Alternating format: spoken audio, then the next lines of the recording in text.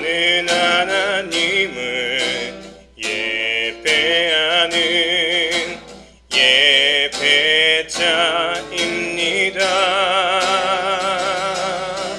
내가 서 있는 곳 어디서나 하나님을 예배합니다. 나는 하나님을 예배하는 예배자입니다. 내가 서 있는 곳 어디서나 하나님을 예배합니다. 내 영혼 거룩한 은혜를 향하여 내 마음 완전한 하나님 향하여 이곳에서 바로 이 시간 하나님을 예배합니다. 나는 하나님을 예배하는 예배자입니다. 내가 서 있는 곳 어디서나 하나님을 예배합니다. 내 영혼 거룩한 은혜를 향하여 내 마음 완전한 하나님 향하여 이곳에서 바로 이 시간 하나님을 예배합니다. 내 영혼 거룩한 은혜를 향하여 내 마음 완전한 하나님 향하여 이곳에서 바로 이 시간 하나님을 예배합니다. 하나님을 예배합니다.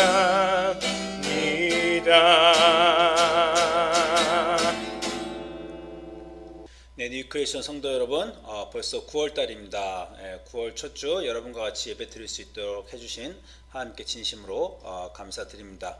여러분, 코로나가 계속 진행되고 있지만 우린 이런 와중에서도 매일매일 하나님의 올바르신 뜻을 알고 또 그에 맞춰 살게 되기를 주님의 이름으로 소망합니다. 같이 기도하시겠습니다. 지금 이 아침에 우리를 불러주심을 진심으로 감사합니다. 이 예배 중에 하나님 만날 수 있도록 도와주시고 하나님이 우리 삶에서 누구신가, 우리는 그분 앞에서 누구인가 새롭게 알게 되고 그 알게 되면 우리 삶의 방향과 목표와 그리고 이해를 바꾸는 놀라운 역사가 일어날 수 있도록 이 아침에 도와주시옵소서. 감사드리며 예수님 이름으로 기도합니다. 아멘. 여러분, 오늘 주시는 하나님 말씀은 하박국입니다. 구약 하박국 2장 1절부터 4절을 제가 봉독하도록 하겠습니다. 내가 내 파수꾼의 파수하는 곳에 서며 성루에 서리라. 그가 내게 무엇이라 말씀하실는지 기다리고 바라보며 나의 질문에 대하여 어떻게 대답하실는지 보리라 하였더니 여호와께서 내게 대답하여 이르시되 너는 이 묵시를 기록하여 판에 명백히 새기되 달려가면서도 읽을 수 있게 하라. 이 묵시는 정한 때가 있나니 그 종말이 속히 이르겠고 결코 거짓되지 아니하리라. 비록 더딜지라도 기다리라. 지체되지 않고 반드시 응하리라. 보라, 그의 마음은 교만하며 그 속에서 정직하지 못하나 의인은 그의 믿음으로 말미암아 살리라. 우리 주님의 말씀입니다. 주님께 감사드립니다. 아멘. 여러분, 그동안 우리가 이 코로나 동안에 제가 우리가 잃어버린 것이라는 주제로 여러분과 계속 말씀을 나눴습니다. 오늘은 그 5번째 시간으로 우리가 잃어버린 것, 심판을 잃어버렸어요. 심판, 그리고 그것이 하나님의 치료라는 것에 대해서 여러분과 말씀을 나눌까 합니다. 먼저 오늘 볼 책은요, 구절은 하박국입니다. 제가 하박국을 골랐는데요. 하박국 여러분 잘 모르실 것 같아요. 아주 짧은 책입니다. 구약 성경 우리 소선지서 중에서 3장밖에 안 되는 짧은 책이 하박국입니다.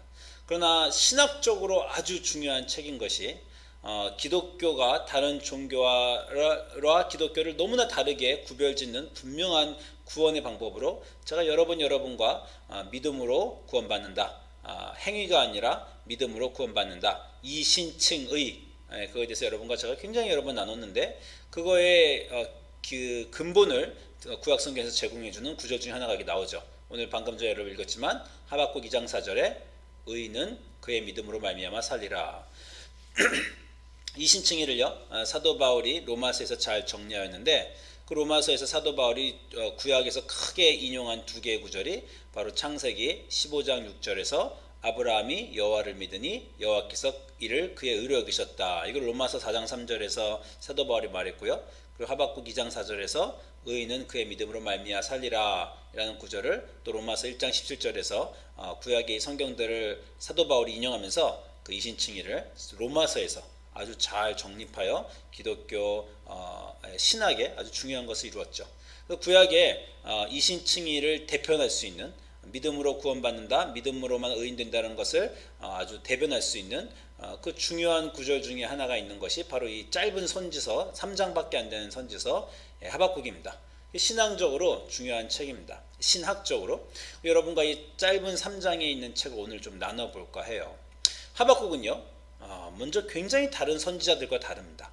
다른 선지서들은요, 하나님의 음성을 선지자들이 받아서 백성에게 전해주는 게 주된 내용입니다. 하나님이 말씀하시는 걸 선지서가 받아서 백성에게 선포하고, 주 선포가 물론 심판에 대한 선포입니다. 너희들이 이스라엘이 지금까지 범죄하였고 이렇게 잘못하여서 이렇게 계속 가다가는 하나님이 멸망을 보내실 것이다. 이렇게 하나님의 심판을 전하는 것이 대부분의 선지서인데요. 하박국은요, 거꾸로 하박국이 하나님에게 얘기를 합니다. 그러니까 하나님에게 음성을 듣고 백성에게 선지자가 얘기하는 게 아니라 선지자가 백성하고는 하나도 얘기 안 해요. 하나님과 독대하면서 하나님께 불평을 하고, 심지어 백성들을 비난해야 되는 선지자가 하나님을 비난까지 하고 있는 정도로 이렇게 목소리를 하나님께 놀리고 있는 그런 아주 독특한 선지서입니다. 이 시작을 보시죠. 선지자 1장 1절 보면 선지자 하박국이 묵시로 받은 경고라. 자, 여호와여 내가 부르짖어도 주께서 듣지 아니하시니 어느 때까지니까. 지금 하나님의 백성에게 선지자들이 말하는 게 아니라 하나님께 말하고 있어요. 내가 강포로 말미암아 외쳐도 주께서 구원하지 아니하시나이다. 겁탈과 광포가 내 앞에 있고 변론과 분쟁이 일어나나이다. 이러므로 율법이 해이하고 정의가 전혀 실행되지 못하오니 이는 악인이 의인을 애워싸므로 정의가 굳게 행하여짐이니이다. 당시의 사회가 이제 북이스라엘은 이미 멸망했고요. 남유다가 멸망하여는 거의 600년, 기원전 600년 어간에 이 하박국이 예레미야나 아마 이사야와 또 동시대에 활약했던 그런 선지자인데, 당시 나라가 정말 썩었고 정의가 실행되지 않고 악인들이 횡포를 행하고, 한마디로 의로운 사람이 보상받지 못하고 악인이 벌받지 않는, 하나님의 정의가 실현되지 않는 그 당시의 사회에 대해서 하박국이 하나님께 문제를 제기하고 있는 겁니다. 하나님, 이게 어떻게 된 겁니까? 하나님 뭐하고 계신 거예요? 심지어 이렇게 말하는 겁니다. 왜 정의가 실행되지 않고 악인이 의인을 괴롭힙니까? 아마 당시에 요시야 왕 시대 때 하박국이 활동했을 거라고 생각하고 있습니다. 요시야 왕은 여러분이 아시지만 이스라엘 역사에서 그 할아버지 히스기야 왕과 더불어 아주 의로운 왕이죠. 근데 의로운 왕은 상 받고 악한 왕은 벌 받아야 되는 게 구약의 법칙인데, 이 의로운 왕 요시야가요, 이집트의 왕 느고한테 죽임을 당했어요. 그 사건도 아마 이 하박국의 불평에 한 일조를 했을 것입니다. 어찌하여 이 이집트의 왕 느고 같은 악인이 요시야 같은 의인을 죽이고, 그것이 아주 대표적인 역사적인 사건이고, 그 외에 지금 이 예루살렘 시내에서 유다의 전체에서 얼마나 많이 나라 말기에 폭력과 억압과 그런 것들이 너무나 자행되니까 왜 정의가 없습니까? 라고 부르짖고 있어요. 한마디로 하나님 내려오셔서 얼른 이 사회에 정의를 세워주시옵소서, 의인을 구원하여 주시옵소서, 악인을 벌하여 주시옵소서 라고 부르짖고 있는 거죠. 여러분 인생에서 그런 거 기도해 보셨어요? 내가 살고 있는 사회 너무나 악하고 도대체 하나님은 어디 계신지 모르겠고 왜 하나님이 이 땅을 온전하게 만들어 주시지 않는가, 그런 거에 대해서 불평하신 점. 그래서 정의를 갈급하는 사람들은 하박국을 아주 좋아하게 됐습니다. 하박국이 이렇게 하나님께 부르짖었어요. 왜 정의가 없습니까? 하나님이 대답하십니다. 하나님의 대답이 바로 1장 5절부터 나오는데, 여호와께서 이르시되 너희는 여러 나라를 보고 또 보고 놀라고 또 놀랄지어다. 너희의 생전에 내가 한 가지 큰 일을 할 것인데 누가 너에게 말할지라도 너희가 믿지 아니하리라. 보라, 내가 사납고 성급한 백성 곧 땅이 넓은 곳으로 다니며 자기의 소유가 아닌 거처들을 점령하는 갈대아 사람들이 일으키겠다. 그 갈대아 사람들을 불러들여서 유다를 멸망시키겠다. 아니, 지금 하박국이 유다가 너무나 지금 정의가 없는데 어서 정의를 세워주시옵소서, 이 나라를 구원해 주시옵소서라고 말하고 있는데, 하나님 거기다 대고 너 내가 이 나라를 구원해달라 그러냐? 나는 굉장히 놀라운 일을 한 가지 할 것인데 너가 깜짝 놀랄 것인데, 뭐냐면 그 나라를 구원해, 정의가 없는 나라를 정의를 세워주는 것이 아니라 내가 그 나라를 그냥 부숴버리겠다, 그렇게 말하는 거예요. 하나님이. 그리고 심지어 이 갈대아 사람이라는 건 바벨론입니다. 바벨론을 불러와서 이 유다를 내가 멸망시키겠다. 한마디로 나라를 정의롭게 구해주시옵소서라고 함께 갔다가 아니다, 나라가 멸망할 거다, 혹대로 갔다가 혹을 붙여버린 그런 꼴입니다. 그러니까 하박국이 깜짝 놀라죠.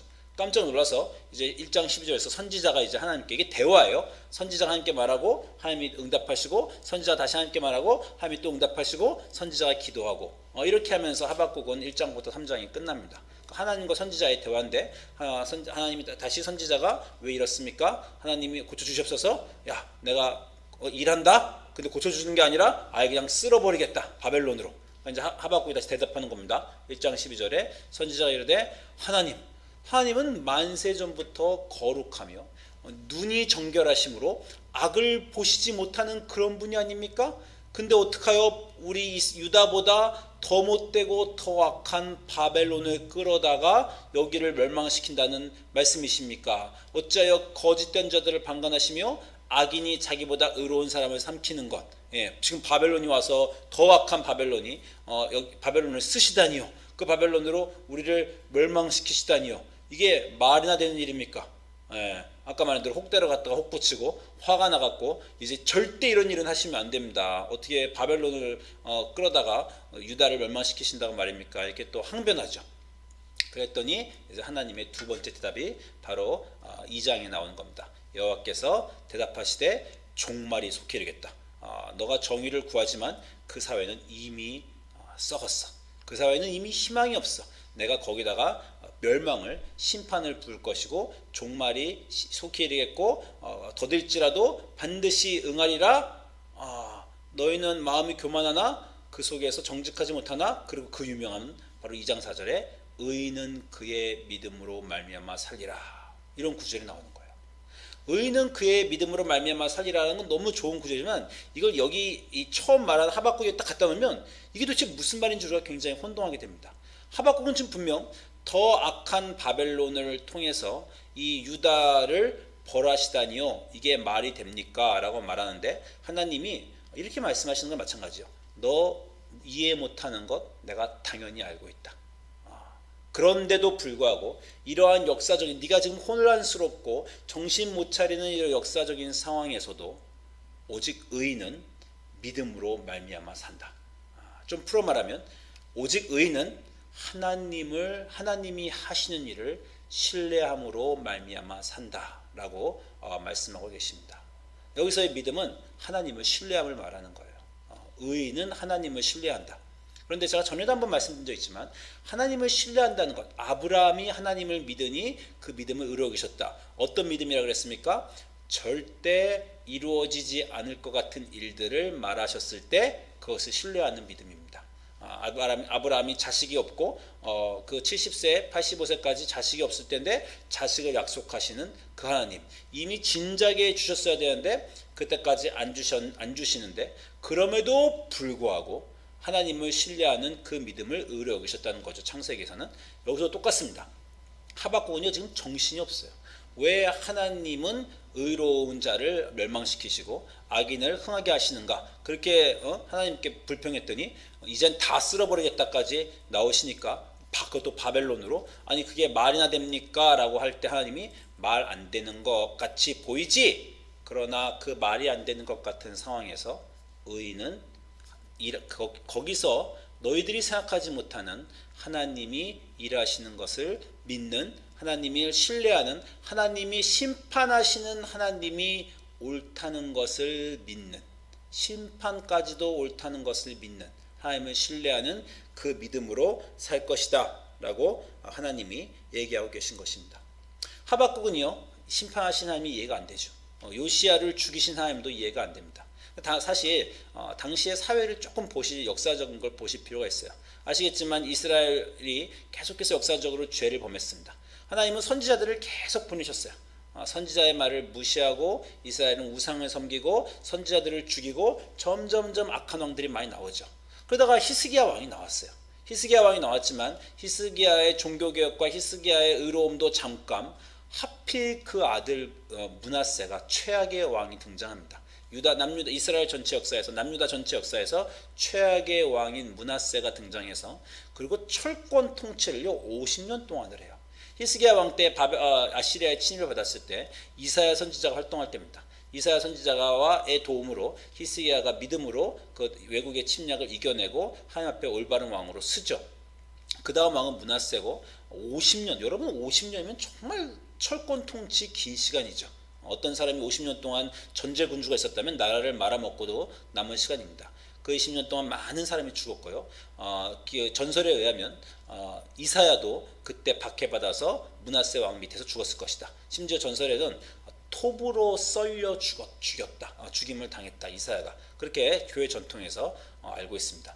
므낫세의 많은 그 50년 동안의 모든 의로운 사람이 피를 흘림을 당했죠. 아마 그때 하나님이 이제는 정말 갈 때까지 갔구나, 이제는 끝이구나, 심판해야 되겠다 결심하셨을 수도 있습니다. 물론 또 역사의 아이러니로 그 의로운 왕 히스기야 다음에 그 악한 왕 므낫세가 나오고, 그 악한 왕의 아들은 또 요시야 같은 의로움이 나왔어요. 역사의 아이러니입니다. 아마 그 하박국은 이 의로운 요시야 왕에게 집중했을 겁니다. 그러나 하나님은 이미 늦었다.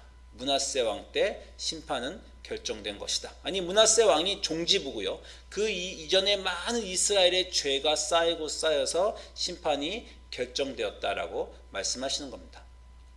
그런데 하박국은 여전히 이해 못하죠. 우리도 이해 못합니다. 우리도 우리 인생에 어려운 일이 있을 때, 하나님이 우리를 심판하시는 것 같을 때 왜 이러시나, 이렇게 당연히 물어볼 수밖에 없습니다. 하박국 입장에서는 아니 그렇게 오랜 시간이 있었어도 의로운 왕 오시아가 나왔는데 용서해 주셨어야죠. 아니 사랑의 하나님이 아닙니까? 아니면 용서의 하나님이 아닙니까? 우리가 언제든지 회개하고 그 전에 왕들이 아무 못됐어도 새로운 왕이 나와서, 좋은 의로운 왕이 나와서 의인들이 하나님 앞에 엎드리면 하나님은 무조건 구원해 주셔야 하는 그런 사랑과 평화와 자비와 용서의 하나님이셔야 되지 않습니까? 라고 당시에 그 억울함을 하박국은 호소할 수 있지만요, 하나님은 그 당시와만 보시는 게 아니라 그 이전의 모든 역사를 다 보시죠.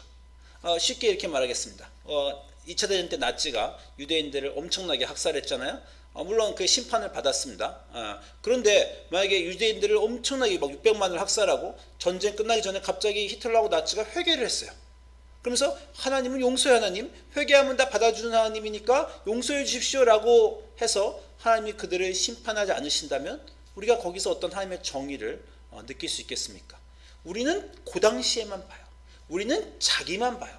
하나님은 역사를 보시며 과거와 현재와 미래를 다 아신 하나님, 모든 것을 고려하셔서 여전히 용서해 주고 싶으시고 여전히 사랑해 주고 싶으시지만, 그러나 이 모든 것들 속에서 하나님이 이제는 심판이다라고 결정하셨을 때, 그러나 그 심판의 자리에 있는 그 당사자들은 이해할 수 없겠지만, 그러나 의인은 그 심판하시는, 자기에게 닥친 이 심판을 이해할 수 없지만 이 역사적으로 모든 것을 아신 하나님이 하시는 것을, 그 하나님이 옳다는 것을 신뢰함으로, 그러므로 의인은 믿음으로 말미암아 산다라고 하는 것입니다.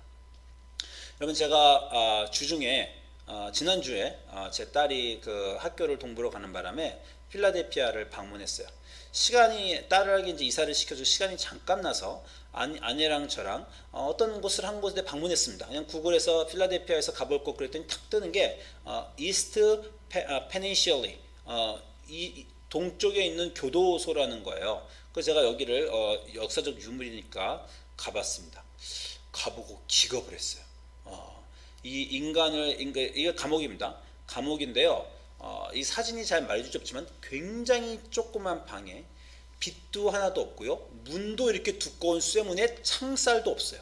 거기 인간을 꽝 닫아놓으면요. 느낌이요. 엘리베이터 안에 갇힌 것 같은 느낌이 들 것 같아요. 엘리베이터 우리가 갇히면 뭐 폐쇄공포증 생기고 그러겠죠. 얼마큼요? 뭐 어떤 사람은 15분, 뭐 크게 뭐 지진 나서 뭐 엘리베이터 멈추면 뭐 5시간, 몇 달, 몇 년을 저 안에서 사람이 사는 겁니다. 저 감옥의 정책은요. 고립과 침묵이래요. Isolation and Silence입니다. 사람을 완전히 이 빈방에 놓고 옆에 사람들로부터 세상으로부터 완전히 고립시키고 그리고 심지어 간수들도 양말 신고 걸으면서 소리도 안 들리게 하고 서로 간에 말도 못하는 거예요. 여러분 깜깜하고 세상이 완전 진짜 엘리베이터 안에 갇힌 것 같은 채로 매일매일 한 달, 6개월, 5년, 오늘 20년을 산다고 생각해 보세요. 저곳에서의 죄수들은 대부분 미쳐나갔다는 겁니다. 죄가 식기 전에 인간이 물론 그 사람이 죄를 지은 범죄자들은 범죄에 젖었겠지만 어떤 사람은 무고한데도 범죄 그냥 사회에서 그냥 저기 넣었을 수도 있고요. 정말 무슨 몬테크리스토 백작자가 생각이 나는데 인간이 인간에게 정말 엄청난 못된 짓을 하는구나. 어떻게 제가 그냥 그 딱 들어가면서 이렇게 좀 잘 말로 못하겠어요. 거길 들어가 보는 순간 숨이 제가 막히는데 여기서 나는 일주일 안에 미친다. 그런 생각이 제가 들어요. 내가 정말 기도하면서 내 정신력으로 버틸 수 있는 시간 일주일이나 2주일이나 될까? 미치지 않고 제가 정말 그런 생각을 하면서 거기에 사람을 넣어놓고 교화라는 이름으로 정말 미치게 하는 정말 미친 시대가 우리 인류에겐 있었다는 것. 그래서 정말 제가 크게 아주 무거운 마음이 있었습니다. 그것만 있었겠어요? 그것만 있었겠어요? 뭐 인디언 학살, 뭐 포식민지의 얼마나 많은 노예제와 우린 도저히 이해할 수 없는 아주 극악무도하고 잔인한 일들을 인간은 인간에게 해왔습니다. 그냥 과거의 일이 아니고 제가 이 필라델피아의 그 서쪽에서 그 큰 게토를 봤어요. 흑인들이 지내는 정말 너무 놀랐어요. 사람들이 아마 미국에 있는 모든 흑인 게토 중에 제일 심한 곳 중에 하나가 필라델피아라고 하는데 아주 오래된 시내니까 거기 가서 정말 어떤 뭔가 산호세에 사는 제가 뭔가 이 사회와 이 세계의 어떤 깨진 균열을 보는 것 같은 이거 정말 부조리다. 뭔가 잘못됐다. 뭔가 큰 마음에 무거운 것이 돌덩이 같은 것을 가지고 제가 돌아왔습니다. 우리는요. 우리의 삶밖에 못 보죠. 나는 나쁜 일 안 했으니까. 나는 그냥 매일매일 내 열심을 다해서 내 삶을 사니까 라고 얘기하지만 내가 가만히 있는 그 완수에서도 이 내가 속한 어떤 사회와 제도 안에서 내가 가해자가 될 수도 있고요. 정말 내가 어떤 피해 역사를 밟고 서서 지금 내가 가지고 있는 것을 누리는지 우리는 모릅니다. 우리는 정말 우리가 해온 짓들을 몰라요. 하나님만 아시죠. 그 어떤 사람이 저 감옥에서 무고하게 가서 머리를 쥐어뜯으면서 미치면서 돌아버리면서 소리 악을 지르면서 고함을 지를 때 다 들으신 분도 하나님이시고요. 인류가 해온 인류에게 모든 짓들을 전부 다 보고 참고 참다가 결국 하나님은 심판을 결정하시는 겁니다. 아마 우리가 하나님이 보시는 것을 보고요. 하나님이 아시는 걸 알면 우리는 아마 미쳐버렸을 거예요. 아니면 우리는 정말 다 쓸어버리세요 하나님. 그냥 지구를 멸망시키세요 하나님. 이건 더 이상 희망이 없습니다. 이렇게 우리는 말했을 수도 있습니다. 하나님은 다 알고 다 보시고 우리는 우리 삶 속에서 왜 갑자기 내가 암에 걸렸을까요? 왜 갑자기 사업이 이렇게 안 될까요? 왜 갑자기 내 가정에 이런 불행이 우리는 그것밖에 못 보고 그래서 우리는 불평하지만 하나님은 이 모든 것을 아시는 하나님 모든 것을 감당하시는 그 하나님이 하시는 심판은 옳다. 그 하나님을 신뢰한다. 모든 것을 아시면서 그러나 깊은 사랑과 인내와 그리고 그 우리가 도저히 상상할 수 없는 그 기쁨으로 우리에게 심판 주시는 그 하나님은 옳다라고 그 하나님을 신뢰하는 그것이 의인은 그 믿음이 바로 의인은 믿음으로 말미암아 산다라는 것입니다. 여러분 그런데 또 이렇게만 말하면 여러분 굉장히 우울하실 수 있을 것 같아요. 하나님이 모든 걸 다 아시고 내 인생은 심판은 다 정당화돼야 되는가? 그러나 하나님의 심판은요 또 다른 경지가 있습니다. 사실 하나님의 심판은요 두 가지 종류의 심판이 있어요. 하나는요 그 믿지 않는 자들과 희망이 없는 자들에게 하나님이 정말 심판하시는 겁니다. 그건 우리가 뭐 성경에서 소돔과 고모라라고 할 수 있어요. 뭐 바벨론이라고 할 수 있습니다. 그 나라들은 흥했지만 결국 어찌 보면 하나님이 꼭 멸망시키신 게 아니라 인과응보로 하나님이 도와주시지 않으니까 인과응보로 결국 자기들이 해놓은 모든 악한 질로 인해서 자기가 망해버린, 또는 뭐 하나님이 그 악함이 너무 심하면 정말 불비를 내리실 수도 있고, 그런 멸망으로의 처벌로서의 심판이 분명 세상에 존재합니다. 그러나 이스라엘에게 하나님이 주신 심판은 그런 것이 아니에요. 오늘 하박국에게 하나님이 의인은 믿음으로 말미암아 산다, 내가 갈대아 바벨론을 데리고 와서 이제 이스라엘을 멸망을 시키실 거다라고 하신 그 멸망은 이스라엘이 멸망되지 않는 멸망입니다. 그 멸망은요 이스라엘을 치유하시는 멸망이에요. 예를 들어서 여러분이 정말 극악무도한 죄를 범했어요. 감옥에 갑니다. 감옥에서 뭐 5년형 10년형을 받았어요. 처벌받는 겁니다. 심판입니다. 그리고 10년 벌 쓰고 나와서 여러분 자유의 몸이 되고 그 벌을 다 갚은 사람이 되는 거예요. 하나님의 심판은 믿는 자들에게, 이스라엘에게 주신 심판은요 하나님의 치료입니다. 너희가 그렇게 지금까지 잘못했는데 그걸 가만 놔둘 수는 없고 이제 치료하자. 그 치료가 우리에겐 아프죠. 여러분 제가 최근에 치과 약속을 잡고 갔습니다. 코로나 때문에 치과를 계속 못 가고 치과도 문을 안 열었죠. 보통 6개월마다 한 번씩 치과를 가는데 이번에는 거의 뭐 한 8개월, 9개월 만에 코로나 때문에 늦게 갔어요. 의사 선생님이 썩은 이를 3개를 발견하셨습니다. 뭐 이해돼요. 왜냐하면 코로나 내내 매일 TV 보면서 과자를 먹으면서 8개월을 지냈잖아요. 뭐 이제 지난 4개월을 지냈지 않습니까? 그때 이제 이가 썩은 게 3개나 나와서 의사 선생님이 한탄하시면서 깊게도 썩었네요. 치료를 하시면서 하루에 다 치료를 못 하셨어요. 치료받을 때는 너무 괴롭죠. 그러나서 약속을 다시 잡고 두세 번 다시 치료하러 오셔야 됩니다 하고 했는데, 제가 집에 갔는데 의사 선생님이 치과에서 연락이 안 오는 거예요. 제가 연락했습니다. 지난번에 치료 더 해야 된다고 하셨는데 왜 약속 안 잡아주시나요? 여러분 치과 가는 거 좋으세요? 전 너무 싫어요. 전 치과가 너무 무서워요. 근데 내가 왜 먼저 전화해서 치과에 보내다가 다시 약속 잡아달라고 했습니까? 제가 썩은지 아니까.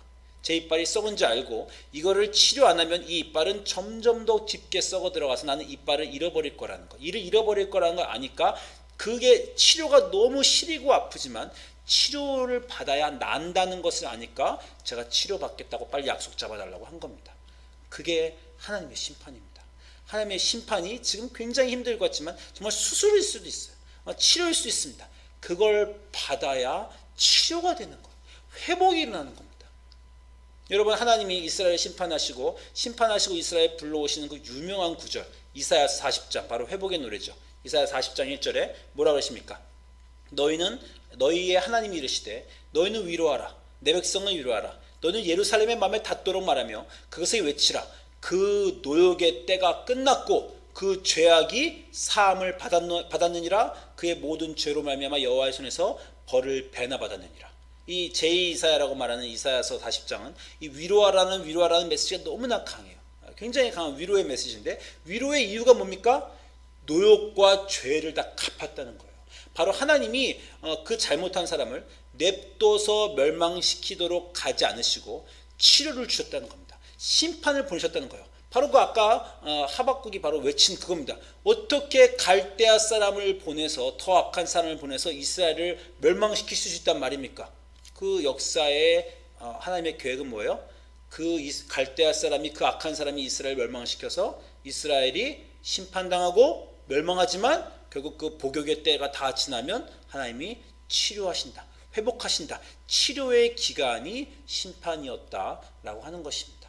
우리 인생에 여러 가지 우리가 당한 심판은요, 그냥 단순한 어려움이 아니라 그것은 겪어내야 되는 어떤 걸 수 있어요.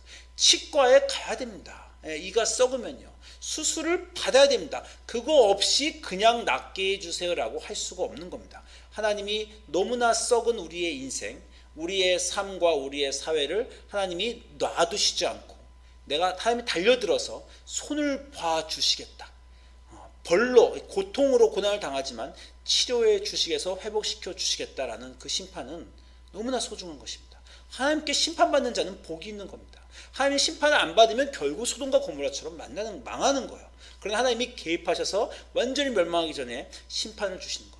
그게 우리 삶에 우리가 당하는 고통의 어떤 심판의 이유라면 그것은 거대한 축복이라고 할 수 있습니다. 그러면 그 심판을 당하는 동안 우리는 어떻게 해야 되는가? 여러분, 우리가 고난을 당하면 우리는 늘 빨리 좀 고쳐 주시옵소서, 빨리 좀 해결해 주시옵소서. 이 코로나가, 정말 이 코로나 동안에 우리가 늘 했던 기도 제목이 뭡니까? 이 코로나가 빨리 좀 지나가게 해주십시오. 치과 가고 의사 선생님한테 5분만 치료해 주세요. 5분만 치료받고 나가겠습니다. 의사 선생님이 치료가 다 안 됐는데요. 그 5분 동안 괴로움은 당했지만 썩은 것, 깊은 것까지 완전히 다 도려내지 않으면 그건 계속 썩습니다 라고 하는 것과 뭐가 다릅니까? 치료를 받는 동안에는 충분히 치료를 받도록 견뎌야 됩니다. 빨리 치료가 끝나자가 아니라 이 치료를 완전히 해주세요가 우리의 기도 제목이 되어야 돼요. 이 똑같은 동시대의 선지자인 에레미야가 그러므로 심판받고 있는 유대인들에게 주시는 메시지는 겁니다. 에레미야를 통해서 에레미야서 29장 5절부터 보면 이렇게 말씀하십니다. 이스라엘이 지금 포로기로 나라가, 아까 그 하박국의 상황에서 갈대아 상황에서 나라가 다 망해버렸어요. 포로가 됐습니다. 얼마나 힘든 시간이 포로의 시간입니까? 그러니까 포로 기간 동안 이스라엘은 계속해서 믿었어요. 선택받은 민족이 우리를 하나님이 속히 고쳐주시리라. 그런 사람들에게 내년, 다음 달 하나님이 어떤 기적적으로 모세를 통해 구해주셨듯이 출애굽처럼 구해주시리라. 그렇게 곧 회복을 꿈꾸고 있는 이스라엘 사람들에게, 포로지에 있는 사람들에게 하나님이 예레미야를 통해서 해주신 말씀이 이겁니다. 예레미야 29장 5절에 너희는 집을 지어라. 어디에? 그 포로지에. 거기 잠깐 텐트 치고 빨리 돌아올 생각하지 말고 너희는 집을 짓고 그 포로지에 살며 텃밭을 만들고 열매를 먹으라. 거기서 결혼도 해라. 아내를 맞이하여 자녀를 낳으며 너희 아들이 아내를 맞이하며 너희 딸이 남편을 맞이하여 그들로 자녀를 낳게 하여 거기서 너희가 번성하고 줄어들지 아니하게 하라. 너희는 내가 사로잡혀 가게 한 그 성읍의 평안을 구하고 거기서 빨리 이 나라 망해서 돌아오가 아니라 거기서 평안을 구하고 그를 위하여 여호와께 기도하라. 이는 그 성읍이 평안함으로 너희도 평안할 것입니다. 이거 오래간다. 거기서 살아내라, 버텨라, 견뎌내라. 거기서도 삶을 충만히 살아라 라는 것입니다. 이 말씀 계속하십니다. 29장 10절에서 여호와께서 이같이 말씀하시니라. 바벨론에서 70년, 한 달, 두 달, 1년이 아니라 70년이 차면, 치료가 완전히 끝나면, 심판의 기간이 완전히 끝나서 너희가 드디어 치료되면 내가 너희를 돌보고 나의 선한 말을 너희에게 성취하여 너희를 이곳으로 돌아오게 하리라. 하나님의 심판은요, 치료고 그 심판은 충분히 이루어져야 돼요. 치료는 충분히 이루어져야 됩니다. 그 기간 동안 당면한 일을 당면해야 됩니다. 어서 빨리 낫게 해주십시오. 어서 도망가게 해주세요. 숨 막혀 죽겠습니다. 저는 그냥 돌아갈 날만 기다리고 있겠습니다. 어서 코로나가 끝날 날만 기다리고 있겠습니다. 아니라 그 시간을 살아내라. 그것이 한 달이 됐든 1년이 됐든 5년 10년이 됐든 너는 그 시간을 살아내라. 그 심판의 기간을 살아내라. 지금까지 인류가 쌓은 모든 죄를 이제 하나님이 정말 긁어내고 파내고 정화시키시는 그 시간을 너는 살아내라. 그리고 살아내면서 견디면서 하나님이 너에게 주신 모든 것을 다해라. 그 삶을 온전히 살아내고 거기서도 결혼하고 거기서도 애를 낳고 이 코로나 기간이 20년을 가도 그 안에서도 결혼하고 애를 낳고 키워내고 옛날같이 만나지 못하는 이 온라인으로 해야 되는 상황이나 여러 가지 상황에서 최적화해서 하나님이 너에게 주시는 삶을 충분히 살아내라. 하나님을 믿고 신앙생활도 온전히 하고 너희가 할 수 있는 것들을 꼭 다 해내라. 충만히 거기서도 살아라. 그 불편한 상황에서도 살아라. 70년을 살아라.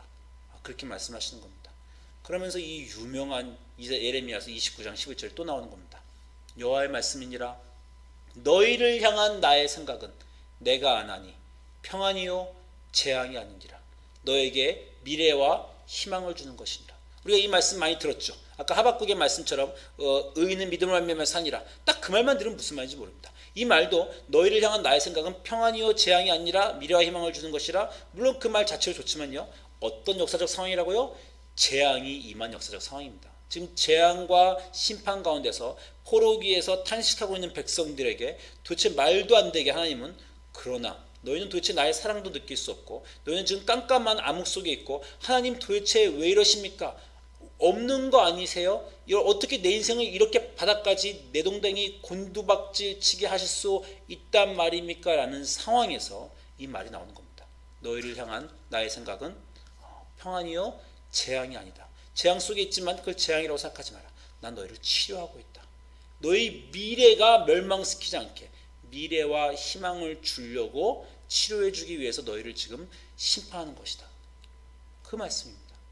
우린 너무 오랫동안 심판하면 그냥 아주 나쁜 걸로 생각하고 심판은 무조건 안 당해야 되고 하나님의 심판은 무조건 그냥 누가 심판 메시지 전하면 저런 듣기 싫은 그냥 잘한다 긍정의 메시지 어떻게든지 우리 취업업 해주고 인커리지하는 그런 말 안 하고 심판 얘기를 할까? 그런 선지자들은 다 싫어. 구약 선지자들은 구약 선지자를 통해서 심판하신 하나님 무서워. 신약에 사랑하는 하나님 용서하는 하나님이어야지. 우리는 그렇게 지금까지 잃어버리고 심판을 잃어버리고 살았지만 심판은 우리가 잃어버려서는 안 되는 겁니다. 하나님의 심판은 소중한 거예요. 하나님의 심판은 치료해 주시는 겁니다. 하나님이 심판 안 해주시면 우리는 소돔과 고모라가 돼요. 우리는 이가 다 썩어서 버려요. 우리는 그냥 우리 인생은 그대로 끝난 겁니다. 그래서 하나님이 개입하셔서 치료해 주시는 겁니다. 오늘 결론은 하박국의 결론을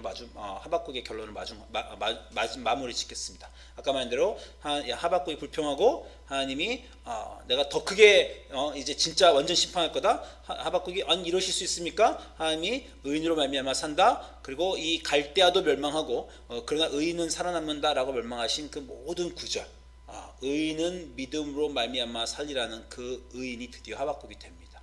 그래서 하박국의 마지막 기도는 바로 그 유명한 구절이에요. 하박국 3장 17절에 비록 무화과 나무가 무성하지 못하며 포도나무가 열매가 없으며 감람나무에 소출이 없으며 밭에 먹을 것이 없으며 우리의 양이 없으며 외양간 소가 없을지라도 하나님의 심판이 지금 내 삶에 임해서 난 너무 힘들고 죽을 것 같은 그런 상황. 도대체 언제까지 내 인생을 이렇게 힘들게 하실 겁니까? 언제까지 우리 사회를 이렇게 놔두실 겁니까? 정의는 어디 있습니까? 그런 죽을 것 같은 상황에서 의인은 믿음으로 말미암아 산다는 것을 하나님을 신뢰하는 믿음이 있다는 것을 하박국이 깨닫고 나는 여호와를 말미암아 즐거워하며 나의 구원의 하나님을 말미암아 기뻐하리라 라는 그 메시지가 나오는 겁니다. 여러분 인생 힘드시죠? 저도 힘듭니다. 죽겠어요. 숨이 막히고 도대체 인생이 어디로 곤두박질 치고 있는지 어떻게 하다 인생이 이렇게 되고 있는지 도대체 희망과 출구가 안 보이고 그런 인생을 살고 있고 그런 시대와 그런 사회를 오늘 우리가 살고 있습니다. 그런 상황에 있는 우리에게 그러나 하나님은 오르시다. 지금도 하나님은 일하신다.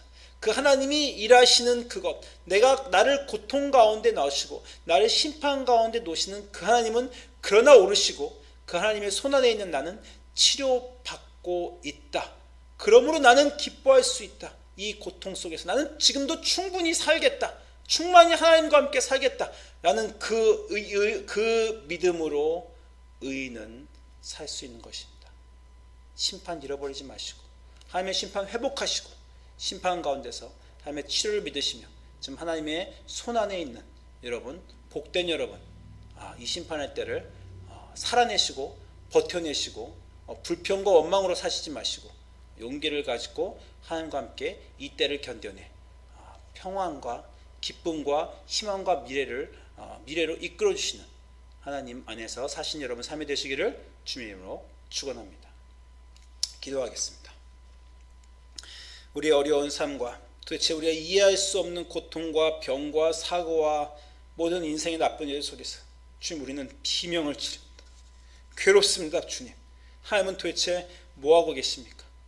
그러나 하나님은 역사 내내 선지자들을 보내시고 우리가 그 선지자들을 다 쳐 죽이고 우리가 하나님의 말씀을 다 무시하시고 지금 우리 인생의 모든 삶의 순간에 우리를 인도하시려고 했던 하나님을 외면하고 거역했던 그 우리들을 그래도 지금 고치시겠다고 달려드신 그 하나님의 심판에 우리 감사를 드립니다.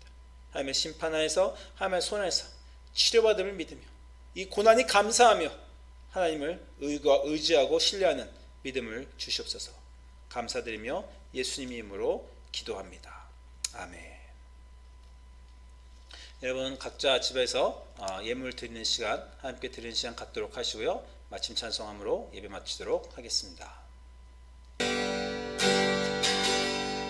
보라 너희는 두려워 말고 보라 너희를 인도한 나를 보라 너희는 지치지 말고 보라 너희를 구원한 나를 너희를 치던 적은 어디 있느냐 너희를 억누르던 원수는 어디 있느냐 보라 하나님 구원이 보라 하나님 능력이 너희를 위해서 싸우시는 주의 손을 보라 보라 하나님 구원을 보라 하나님 능력이 너희를 위해서 싸우시는 주의 손을 보라 보라 너희는 두려워 말고 보라 너희를 인도한 나를 보라 너희는 지치지 말고 보라 너희를 구원한 나를 너희를 치던 적은 어디 있느냐 너희를 억누르던 원수는 어디 있느냐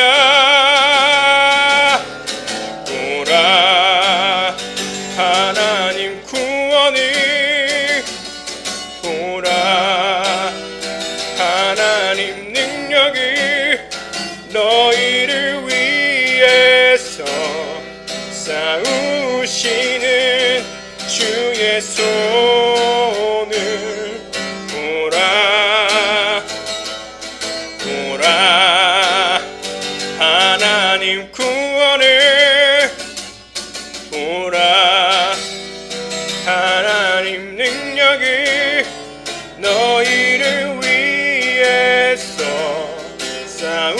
싸우시는 주의 손을 보라 너희를 위해서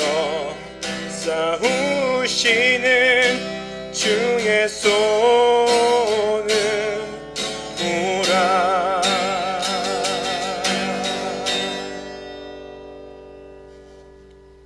기도하겠습니다.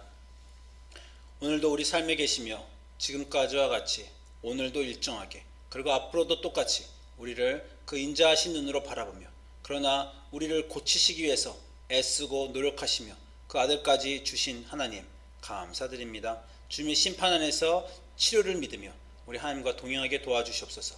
지금은 우리를 위해 심판을 준비하고 심판을 내려주신 우리 하나님의 놀라우신 치료의 기적과 그리고 그 심판의 근거가 되어서 우리를 의로움으로 이끌어주시는 예수 그리스도의 십자가의 공로와 그리고 오늘도 심판 가운데 있는 우리가 하나님을 신뢰할 수 있는 믿음 주시는 성령님의 감화와 감동하심이 우리 뉴크리스천 하나보 성도님들 머리 위에 지금부터 영원토록 함께 하실지어다.